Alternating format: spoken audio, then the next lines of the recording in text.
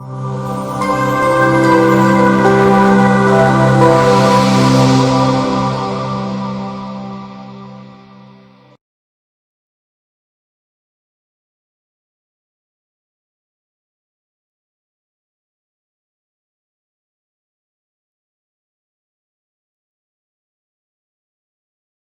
friends, welcome to ProTalent and I'm Nitin Parmar. I welcome you all for ProTalent's CLAT guidance sessions. In these sessions, we are going to help you out with respect to developing a right mindset for the preparation of CLAT examination. दोस्तों, अगर आप CLAT 2021 target करना चाहते हैं, ये guidance series को regularly देखते रहिए। सबसे पहले इस वीडियो को लाइक करिए, हमारे चैनल को सब्सक्राइब करिए and put you can say bell icon button. दोस्तों, this is very important. Okay, now आज का जो एजेंडा है दोस्तों, हम ये बात करने वाले हैं that how toppers are thinking differently than the normal students. दोस्तों, आपकी जो एग्जामिनेशन है that is CLAT examination is an examination of toppers. ठीक है, this is not a normal examination like a college examination और अ स्कूल एग्जामिनेशन जहां पे ज्यादातर बच्चे पास होते हैं। No, there is no pass और fail here you have to come into the top rank.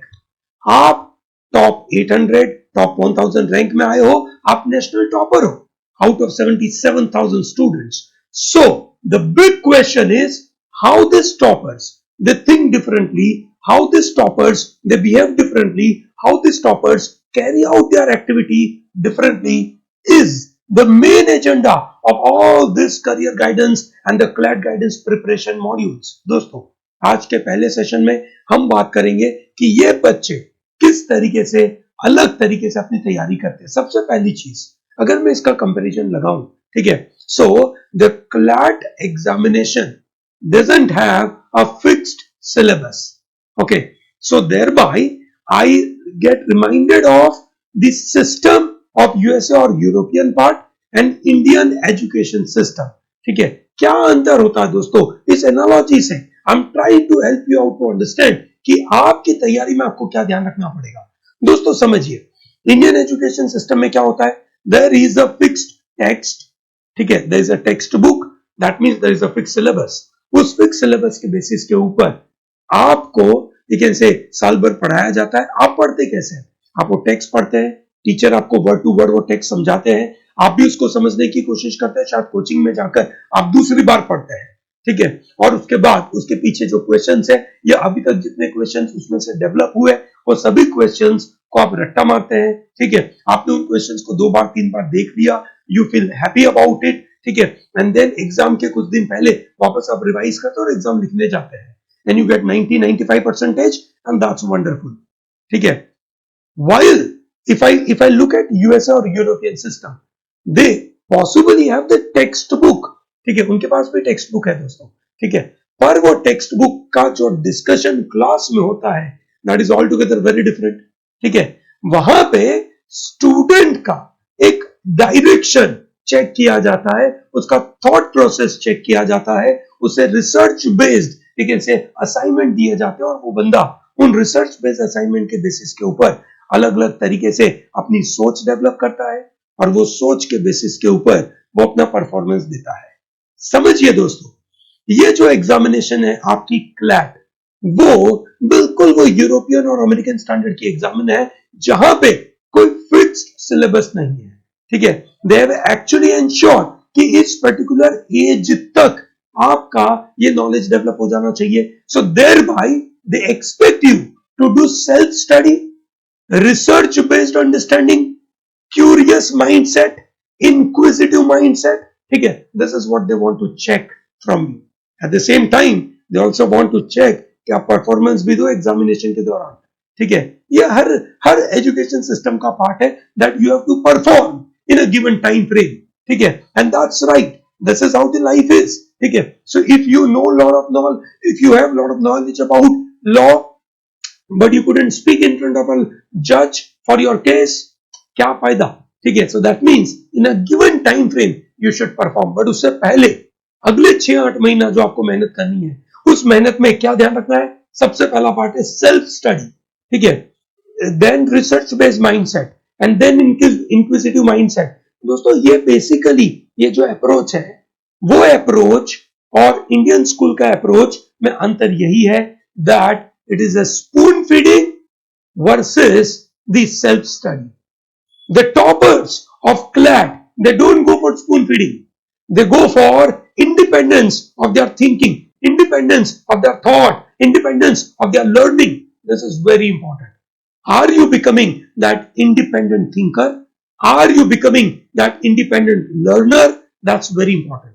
ठीक है, जब हमने ये प्रोटोलैंट की चैनल चालू करी, हमारा ऑब्जेक्टिव यही था that we want to make sure that the students become independent worker. ठीक है, दिस इज वेरी क्रूशियल. दोस्तों, आप ये ध्यान रहे कि क्लैट की परीक्षा में, जैसे मैं बात करता हूं सेल्फ स्टडी, ठीक है, क्या करना पड़ेगा सेल्फ स्टडी में? सबसे पहली चीज, खुद से न्यूज़पेपर पढ़ना पड़ेगा. ये सुनो, न्यूज़पेपर पढ़ते पढ़ते कुछ ऐसे लाइंस होंगे, कुछ ऐसे वर्ड्स होंगे, कुछ ऐसे कंसेप्ट्स होंगे जिसके बारे में हमें कुछ नहीं पता. हम उसके बारे में कहीं सर्च करना चालू करेंगे, सो दैट रिसर्च वाला पार्ट थोड़ा सा चालू होगा, but still that's not a full research. ठीक है, but still you will start asking questions. ठीक है, and more importantly finding out easy solution by asking someone कि इस पर्टिकुलर लाइन का मतलब क्या. The better way is trying to ask yourself. अपने आप को अपने आप के साथ जूझना is a very important part of the learning. ठीक है, पूरी लर्निंग प्रोसेस के अंदर खुद से जब डिफिकल्ट सिचुएशन होती है, डिफिकल्ट सेंटेंस होते हैं, डिफिकल्ट वर्ड होते हैं, डिफिकल्ट आर्ग्यूमेंट होती है, खुद के साथ जूझना इज वेरी इंपॉर्टेंट. ठीक है दोस्तों, ये पार्ट सेल्फ स्टडी का बहुत इंपॉर्टेंट है. आप पूरे दिन में ऑन एन एवरेज 1 से मतलब रफली 62 से 90 मिनट्स का टाइम, 1 घंटे से लेकर 1.5 आवर तक रफली सेल्फ स्टडी का रखना चाहिए, जहां पे आपने जो भी पढ़ा है, जो भी टीचर ने आपको इनपुट दिया है, आपने किताबों में से पढ़ा है, ठीक है, उसके बारे में मन में उसके बारे में सोचना. ठीक है, उसके बारे में 10 क्वेश्चन पूछना. ठीक है, दैट्स वेरी इंपॉर्टेंट. ठीक है, that is a self study. Then comes research based mindset. दोस्तों, मैंने देखा है कि क्लैट की तैयारी में बहुत सारे स्टूडेंट्स को जब केसेस की बात आती है, ठीक है, तो केसेस के फैक्ट्स जानने की बहुत इच्छा होती है कि एग्जैक्टली हुआ क्या था. केसेस के फैक्ट्स जानना इज वेरी इंपॉर्टेंट, बट उससे कहीं गुना ज्यादा इंपॉर्टेंट है उसके पीछे का लीगल एस्पेक्ट क्या है. जब आप न्यूज पढ़ते हो तो आपके मन में उसके बारे में क्लियर कट अंडरस्टैंडिंग डेवलप होनी चाहिए दैट इसके पीछे लीगल इश्यू क्या है. अगर आप ये समझ पाते हैं, अगर आप अपने ब्रेन को उस तरीके से ट्रेन कर पाते हैं, अपने थॉट्स को उस तरीके से डायरेक्शन दे पाते हैं कि एग्जैक्टली इसके पीछे का लीगल इश्यू क्या है, ठीक है, क्या लीगल एस्पेक्ट है, वो समझना बहुत जरूरी है. दोस्तों, ये समझिए दैट ये जो नया पैटर्न है क्लैट का, where you have to read something. अब वो रीड करते करते आपके मन में क्वेश्चंस डेवलप हो रहे हैं. वो क्वेश्चंस ही तो है जहां पे एग्जामिनर आपको अच्छी तरीके से एनालाइज कर पाएगा कि आपके मन में वो क्रिटिकल थिंकिंग डेवलप हुई कि नहीं हुई. ठीक है, सो दोस्तों, वही आपको डेवलप करना है. ठीक है, इंक्विजिटिव माइंडसेट, ठीक है, रिसर्च बेस्ड लर्निंग एंड सबसे महत्वपूर्ण पार्ट सेल्फ स्टडी. सो जो टॉपर्स होते हैं दे डू दिस.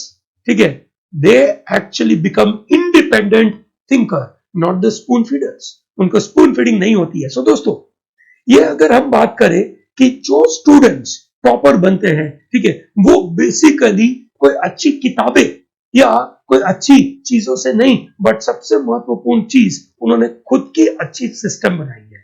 और वो सिस्टम है उनकी सेल्फ स्टडी की, अपने आप से सवाल पूछना, अपने आप से सीखना और आइडेंटिफाई करना कि मेरी स्ट्रेंथ क्या है, वीकनेस क्या है. उसके लिए बहुत ब्रूटली ऑनेस्ट भी होते हैं वो. ठीक है, सो अगर आप टॉपर बनना चाहते हैं तो मेरा सजेशन है, दिन में ऑन एन एवरेज 60 से 90 मिनट का समय दीजिए सेल्फ स्टडी के लिए. अपने आप के साथ जूझिए.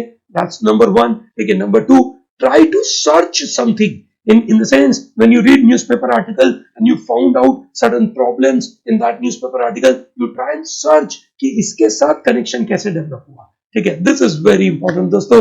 So मेरी तरफ से ये CLAT preparation guidance का पहला सेशन है दोस्तों. I'm going to continue to give you lot of such kind of videos, and if you like it, please put that into comment section. हमें बताइए आपको और क्या टॉपिक के ऊपर हम ऐसे वीडियो आपको बना के दे, ताकि आप अपनी प्रिपरेशन और बेहतर तरीके से कर सके. Okay, thank you very much and all the best.